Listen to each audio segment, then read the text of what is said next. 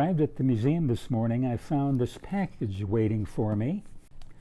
So why don't we take a look and see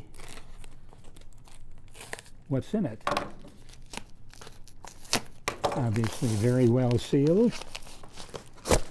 Okay, well, it's from this company, and let's see what they sent us for the museum.